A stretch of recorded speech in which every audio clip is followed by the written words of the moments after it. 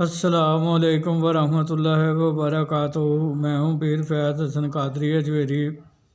मेरे प्यारे बहनों, भाइयों, दोस्तों, बुज़ुर्गों, माओं, आज मैं आपकी खिदमत में सोनिया परी को तस्खीर करने का अमल लेकर हाज़िर हुआ हूँ।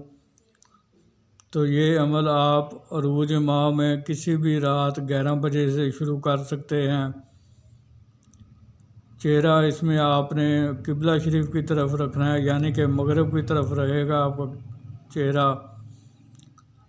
असार आपने लाजमी लगाना है। असार लगाने का तरीका ये है कि अव्वल आखिर 11 बार दरूद इब्राहिमी, 5 बार सूरह फातिहा, 4 कुल 3 बार आयतुल कुर्सी 11 बार पढ़ कर, अगर नीचे कच्ची ज़मीन है तो नई छुरी पर दम करके आप अपनी दाईं तरफ से गोलदारे की शक्ल में इज़हार को लगा लेंगे।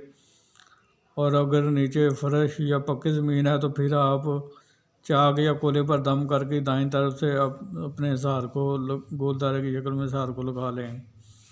और 3 बार अपने हाथों पर दम करके अपने तमाम बदन पर फेर लें, तो आपका दायरे वाला और जिस्मानी दोनों इज़हार हो जाएंगे। बखूर आपने इसमें अच्छी खुशबू वाली अगरबत्तियाँ जलानी हैं और इतरे गुलाब या इतरे चंबेली अपने कपड़ों पर अच्छी तरह लगाना है। परहेज़ इस अमल के दौरान जो आपने करना है वो जुमाली करना है, जिसकी तफसील ये है कि आपने हर किस्म का गोश्त नहीं खाना, मछली नहीं खानी, अंडा नहीं खाना, कच्चा प्याज, कच्चा लहसुन, कच्ची अदरक, कच्ची सब्जियों का सलाद, कच्चा दूध, दही, लस्सी, मिठाई। और जो मेरे बहन भाई शादीशुदा हैं वो हुकूक़ ज़ौजियत से भी परहेज़ करेंगे, वो हुकूक़ ज़ौजियत भी जमा भी नहीं करेंगे। तो अज़ीमत जो इसमें पढ़ी जाएगी वो कुरान पाक की एक सूरह मुबारक है, जिसे सूरह मुज़म्मिल शरीफ कहते हैं। तो आपने इस सूरह मुबारक को 31 बार रोज़ाना पढ़ना है। अव्वल आखिर 11 बार दरूद इब्राहिमी पढ़ना है। 31 बार आपने सूरह मुज़म्मिल शरीफ को पढ़ना है और अव्वल आखिर 11 बार दरूद इब्राहिमी पढ़ना है। तो इस अमल की मुद्दत 11 यौम है। अगर किसी मेरे भाई को इनको 11 यौम में हाज़िरी नहीं, रूहानियत की कमी होने की वजह से उसको रूहानियत नहीं होती, उसको रूहानियत हाज़िरी नहीं होती, तो वो अमल को तर्क ना करे, बल्कि इसको फिर 22 यौम करे। अगर 22 यौम में भी रूहानियत की कमी होने की वजह से हाज़िरी नहीं हो पाई तो फिर इसको 33 यौम करे। तो आपने अगर अपनी पढ़ाई को अगर इसकी हाज़िरी आपकी पढ़ाई मुकम्मल करने से पहले हो गई तो फिर आपने इससे कोई बातचीत नहीं करनी, पहले अपनी पढ़ाई को मुकम्मल करना है, फिर आपने इससे बातचीत करनी है। तो वो पूछेगी कि मुझे क्यों बुलाया है आपने, तो आपने कहना है कि मैं चाहता हूँ कि आप दुनियावी कामों में मेरे कामों में हाथ बटाओ।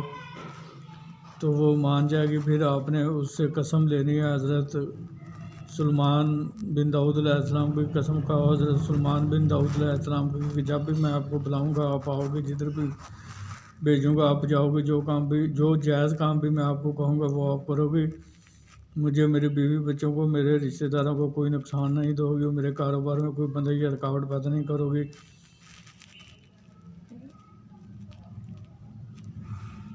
तो फिर वो भी एक शर्त आप पर आयत करेगी। वो शर्त मैं अपनी पिछले हर वीडियोस में ये बात कहता हूँ कि वो शर्त बहुत सोच समझ कर कबूल किया करें, क्योंकि वो शर्त आपको रोज़ाना की बुनियाद पर करनी होती है। अगर आपने एक दिन भी वो शर्त पूरी ना की तो ये परी आपसे रुखसत हो जाएगी हमेशा हमेशा के लिए, फिर दोबारा लौट कर कभी वापस नहीं आएगी। तो लिहाजा उस शर्त को बहुत सोच समझ कर आप कबूल करें और जो आपके लिए करनी नहायत आसान हो। और उम्मीद करता हूँ कि मैंने इस अमल से मुतल्लिक़ आपको हर चीज़ से आगाह कर दिया है। फिर भी आपको अगर किसी बात की समझ ना लगी हो तो आप मुझे मेरे व्हाट्सएप नंबर पर रब्ता कायम करके मुझे से इस अमल के बारे में पूछ सकते हैं, रहनुमाई ले सकते हैं। मैं आपकी रहनुमाई कर दूंगा। तो फिर मुलाकात। आखिर में यही गुजारिश करूंगा कि मेरे इस चैनल को सब्सक्राइब करके बेल आइकन को प्रेस करके आल के बटन को दबा दें, ताकि मेरी आने वाली हर नई वीडियो आप तक बआसानी पहुंचती रहे, जिसे देखकर आप अपने इल्म में इजाफा भी करें और अमल करके दूसरे खुद भी फ़ायदा हासिल करें और दूसरी मखलूक खुदा को भी फ़ायदा पहुँचाएँ। तो ये परी सिर्फ जायज़ काम ही करेगी, ये नाजायज़ काम बिल्कुल भी नहीं करेगी, क्योंकि ये एक रूहानी परी है और ये सिर्फ जायज़ काम करेगी। तो फिर मुलाकात होगी किसी नए अमल के साथ। उस वक़्त तक के लिए मुझे इजाज़त दीजिए। अल्लाह ताला आपका हामी व नासर हो। अस्सलामु अलैकुम व रहमतुल्लाहि व बरकातुहू।